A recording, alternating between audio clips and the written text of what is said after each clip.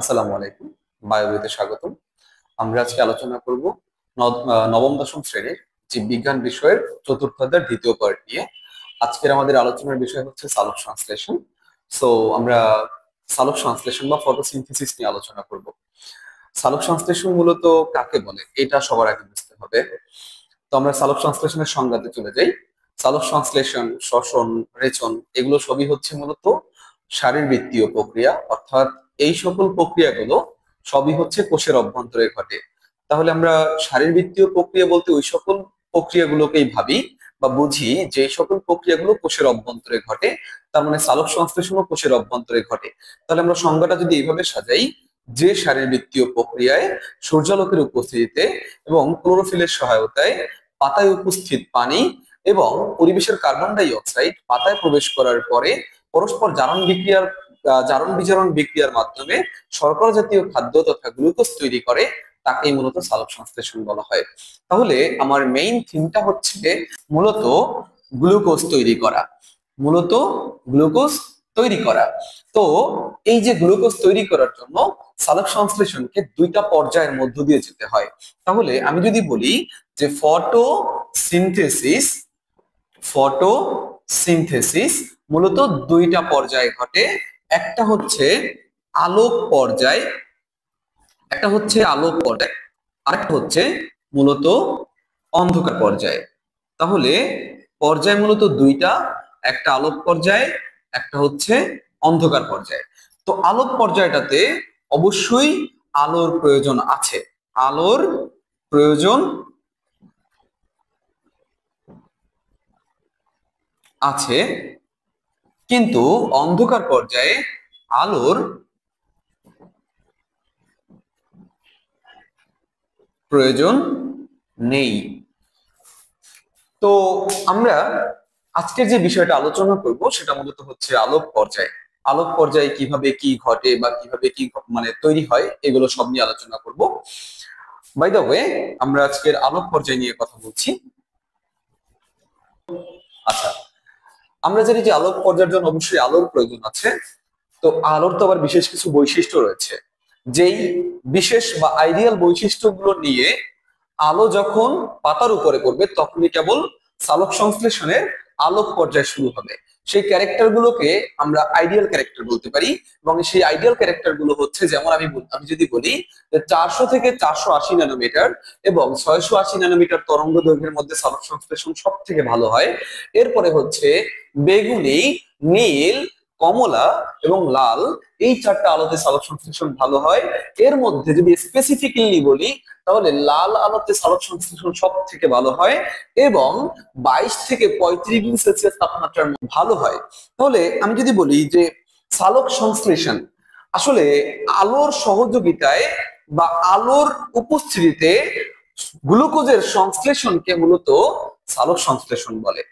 তাহলে সবার আগে এই সকল ক্যারেক্টার গুলো নিয়ে যখন সূর্যের আলো পানির উপরে পড়বে তখন পানিটা ভেঙে যাবে। পানিটা ভেঙে তৈরি করবে হাইড্রোজেন আয়ন, পানিটা তৈরি করবে অক্সিজেন এবং পানিটা ভেঙে তৈরি করবে মূলত ইলেকট্রন।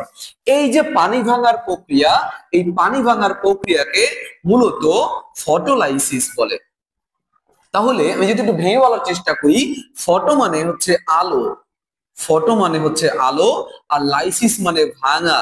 তাহলে আলোর সহযোগিতায় ভাঙাকে মানে পানি ভাঙাকে মূলত হচ্ছে তোমার ফটোলাইসিস বলে।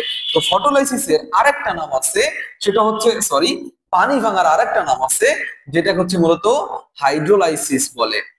তাহলে পানি ভাঙার আরেকটা প্রক্রিয়া আছে যেটাকে মূলত হাইড্রোলাইসিস বলে। এই হাইড্রোলাইসিস যে কোনো মাধ্যমে হতে পারে, মানে বিদ্যুৎ চালনা করেও হাইড্রোলাইসিস ঘটানো সম্ভব, কিন্তু ফটোলাইসিস অবশ্যই সূর্যের আলোর সহযোগিতায় ঘটবে। পানি ভেঙে হাইড্রোজেন আয়ন, অক্সিজেন এবং এই ইলেকট্রনটা তৈরি করে।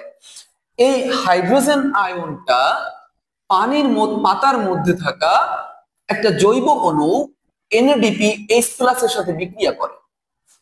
আবার বলতেছি, হাইড্রোজেন আয়নটা পাতার মধ্যে থাকা একটা জৈব অণু nicotinamide, adenine, dinucleotide, phosphate and hydrogen আয়নের সাথে বিক্রিয়া করে তৈরি করে NADPH plus plus H plus, এটাকে সংক্ষেপে NADPH2 বলা যায়। তাহলে আমরা যেটা পেলাম এখান থেকে একটা জিস্ট উপাদান পেলাম, সেটা হচ্ছে NADPH2 অথবা NADPH plus plus H plus. এই অক্সিজেনটা, মুক্ত অক্সিজেনটা, এটা পরিবেশে নির্গত হয় এবং এই অক্সিজেনটাই আমরা গ্রহণ করি। এই যে ইলেকট্রনটা, আমি যদি এখন বলি যে সূর্যের আলোর প্রভাবটা অ্যাকচুয়ালি কার মধ্যে আছে, এখন মূলত সূর্যের আলোর প্রভাবটা ইলেকট্রনের মধ্যে আছে। এই ইলেকট্রনের প্রভাবে এডিপি এবং ইনঅর্গানিক ফসফেট মিলিত হয়ে এটিপি তৈরি করে। তাহলে সূর্যের আলোর সহযোগিতায় ইনঅর্গানিক ফসফেট বা অজৈব ফসফেট সংযুক্ত হওয়ার প্রক্রিয়াকে একটা নাম বলে বা একটা বিশেষণ বলে, সেটাকে মূলত বলা যায় তোমার ফটোফসফোরাইলেশন। আমরা জানি যে ইনঅর্গানিক ফসফেট যুক্ত হওয়ার প্রক্রিয়াকে বলা হয় ফসফোরাইলেশন, কিন্তু সূর্যের আলোর সহযোগিতায় ইনঅর্গানিক ফসফেট যুক্ত হওয়ার প্রক্রিয়াকে ফটোফসফোরাইলেশন বলে। তাহলে আমরা যেটা বুঝলাম, যে আমরা যেটা পেলাম এখান থেকে একদম জিস্ট উপাদান পেলাম, একটা হচ্ছে মূলত এটিপি, আর একটা হচ্ছে NADPH plus plus NADP plus H plus বা NADPH2। তাহলে আমরা দুইটা জিস্ট উপাদান পাই, একটা হচ্ছে এটিপি আর একটা হচ্ছে NADPH plus plus H plus. এই দুইটাকে একত্রে আত্তীকরণ শক্তি বলে। একত্রে আত্তীকরণ শক্তি বলে। কারণ কি আত্তীকরণ শক্তি বলে কেন?